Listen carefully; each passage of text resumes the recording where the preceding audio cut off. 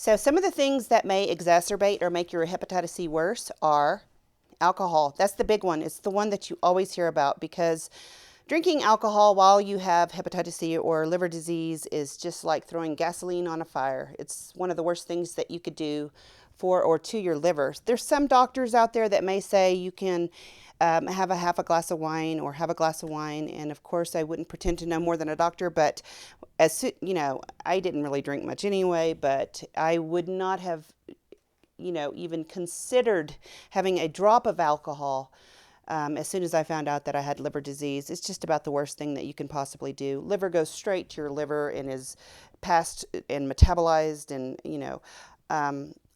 it is processed through the liver, and it's really, really bad for it. So alcohol. Number two thing that you hear about whenever you have liver disease or hepatitis C that you want to avoid is Tylenol. Tylenol is really hard on the liver.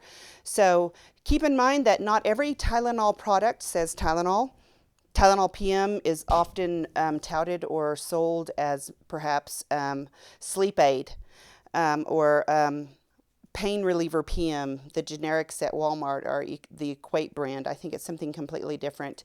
And I took it for years and I didn't even know that I had hepatitis C, and I took it every night to go to sleep, Tylenol PM. But it was the generic, so it wasn't even called Tylenol. Keep that in mind. It may not even say Tylenol on the package, and yet acetaminophen, I think is how you say it. So look for that ingredient in all of your products, even your flu products and different pain relievers, things like that. Tylenol can be in there, and you don't want to take a lot of Tylenol. From what I understand, ibuprofen is better for you when you have liver disease because it's processed more by the kidneys than the actual liver. Another thing that you want to avoid when you have hepatitis C is just fatty foods and things that are hard to be processed. You want to maintain your weight. That's a big deal. And always share with your pharmacist and doctor that you indeed have liver disease and that you have hepatitis C, so that they can check your drugs and see how they are processed and metabolized in your body.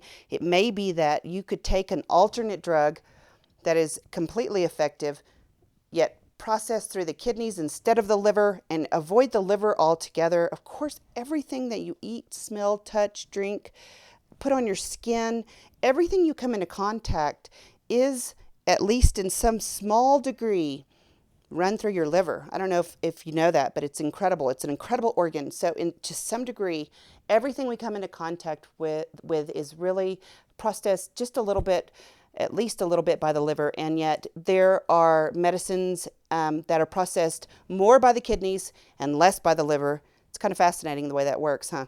But ask your pharmacist if you are taking any drugs that are processed heavily by the liver that should be avoided, or if you're taking any drugs or even herbs or natural medicines that when mixed with other drugs may be harmful to the liver. I would definitely let my pharmacist and my doctor know. Sometimes a pharmacist will catch things in their little cross-reference systems that a doctor may not in a 15-minute doctor visit. Don't forget to like, subscribe, comment, share, and look us up at www.climbingforcarleen.com.